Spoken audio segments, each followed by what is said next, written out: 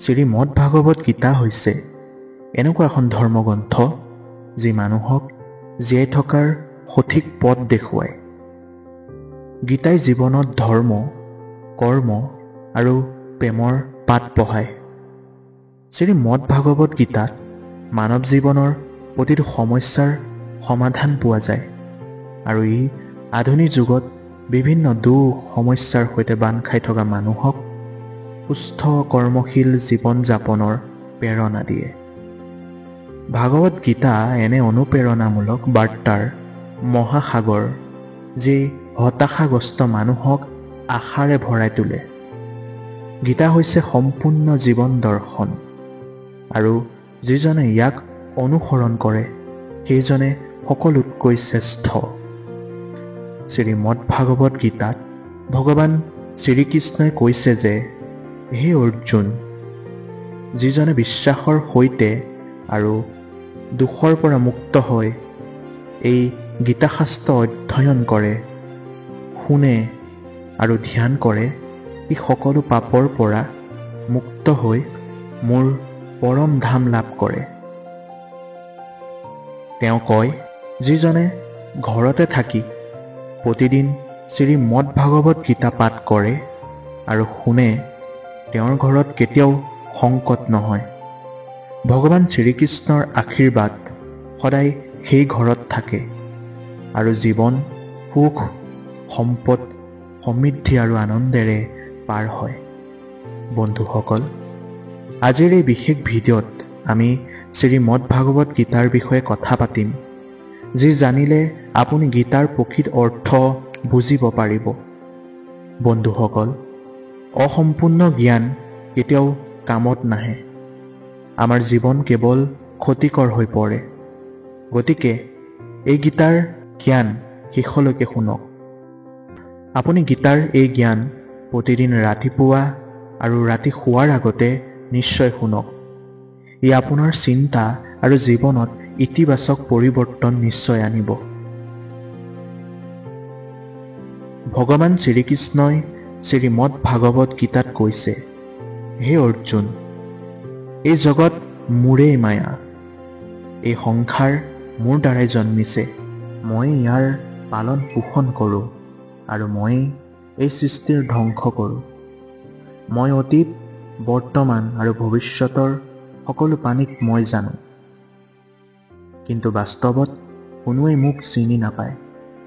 এই সংসাৰ যেতিয়াৰ পৰাই সৃষ্টি হৈছে তেতিয়াৰ পৰাই জন্ম মৃত্যুৰ চক্ৰ চলি আহিছে। যিদৰে মানুহে পুৰণা বস্ত্ৰ সলাই নতুন বস্ত্ৰ পিন্ধে, তেনেকৈ আত্মায়ো পুৰণা শৰীৰ ত্যাগ কৰি নতুন শৰীৰ ধাৰণ কৰে। এয়াই প্ৰকৃতিৰ নিয়ম। এই সত্য মানি লৈ এজন ব্যক্তিয়ে নিৰ্ভয়ে বৰ্তমানত জীয়াই থাকিব লাগে। জ্ঞানী ব্যক্তিয়ে মৃত ব্যক্তিৰ বাবে শোক নকৰে, কিয়নো তেওঁ জানে যাৰ মৃত্যু হৈছে তেওঁ আকৌ জন্মগ্ৰহণ কৰিব। হে অৰ্জুন, মই সকলো প্ৰাণীৰ হৃদয়ত থকা সকলোৰে আত্মা হয়। সকলো প্ৰাণীৰ আদি, মধ্য আৰু অন্ত কেৱল মই। মই গ্ৰহৰ ভিতৰত সূৰ্য। মই বেদত সামবেদ হয়। দেৱতাৰ ভিতৰত মই ইন্দ্ৰ। ইন্দ্ৰিয়ত মন হয়। মই ব্ৰহ্মা, মই বিষ্ণু, মই মহেশ্বৰ। জলাশয়ৰ মাজত মই সাগৰ।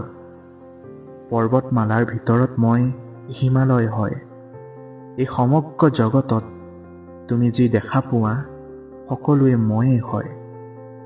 ভগৱান শ্ৰীকৃষ্ণই কৈছে, এই পৃথিৱীত মনৰ শান্তিতকৈ ডাঙৰ কোনো সম্পদ নাই। যিজনে নিজৰ মন শান্ত ৰাখিবলৈ শিকি গ'ল, তেওঁৰ দৰে ধনৱান ব্যক্তি এই পৃথিৱীত কোনো নাই। সময় মানুহে সজা মাৰ্গত নচলে। মানুহে সময় দেখুওৱা মাৰ্গেৰে চলিব লাগে। ইয়াকেই নিয়তি বুলি কয়। জীৱন কঠিন তেতিয়া লাগে যেতিয়া আমি নিজকে সলনি কৰাৰ পৰিৱৰ্তে পৰিস্থিতিক সলাবলৈ চেষ্টা কৰোঁ। কৰ্মই সকলোতকৈ শ্ৰেষ্ঠ ধৰ্ম। ভগৱান শ্ৰীকৃষ্ণই গীতাত অৰ্জুনক উপদেশ দি কৈছে যে ব্যক্তি কৰ্ম কৰিবলৈকে জন্মগ্ৰহণ কৰে। কৰ্ম নকৰাকৈ কোনো জীয়াই থাকিব নোৱাৰে। ফলৰ চিন্তা নকৰি নিজৰ কৰ্তব্য পালন কৰা উচিত। খং মানুহক নৰকলৈ লৈ যোৱাৰ দুৱাৰ। খঙৰ বাবে মানুহৰ মন অশান্ত হয়। কেতিয়াবা সি খঙত নিজকেই ক্ষতি কৰে। ভগৱান শ্ৰীকৃষ্ণই কৈছে মানুহে ক্ৰোধ বা খং এৰাই চলা উচিত। সেয়া যিমানেই খং নুঠক, নিজকে শান্ত ৰাখিব চেষ্টা কৰক। এই সংসাৰত আজি আপোনাৰ যি আছে সি কালিলৈকে আনৰ আছিল আৰু কাইলৈ সেয়া আনৰ হ'ব। তুমি ইয়াত খালী হাতে আহিছা আৰু খালী হাতেৰেই যাব লাগিব। মনক নিয়ন্ত্ৰণ কৰাটো জৰুৰী। মানুহৰ মন বতাহৰ দৰে চঞ্চল। এইটোৱেই মানুহক কামনাৰ ফালে লৈ যায়। জীৱনত সফল হ'ব খুজিলে মন নিয়ন্ত্ৰণ কৰাটো অতি জৰুৰী। মন নিয়ন্ত্ৰণ কৰিলে মগজুৰ শক্তি কেন্দ্ৰীভূত হয়, যাৰ ফলত কৰ্মত সফলতা পাবলৈ আৰম্ভ কৰে। গীতাৰ মতে মানুহে নিজৰ মন নিয়ন্ত্ৰণ কৰিবলৈ যদি শিকি গ'ল, তেন্তে মনত সৃষ্টি হোৱা অপ্ৰয়োজনীয় দুশ্চিন্তাৰ পৰা নিজকে আঁতৰাই ৰাখিব পাৰিব আৰু মনত নিজ লক্ষ্যৰ প্ৰতি আকাংক্ষা জন্মিব। তদুপৰি মানুহে অতি সোনকালেই নিজ লক্ষ্যত উপনীত হ'ব। যদি তুমি তোমাৰ মনক নিয়ন্ত্ৰণ নকৰা, ই তোমাৰ সৰ্বশ্ৰেষ্ঠ শত্ৰু হৈ পৰিব। ইয়াৰ পিছৰখিনি আপোনালোকে অতি সোনকালে দ্বিতীয় খণ্ডত শুনিবলৈ পাব। গতিকে আমাৰ পজিটিভ ৱে চেনেলটো ছাবস্ক্ৰাইব কৰি থওক। ধন্যবাদ।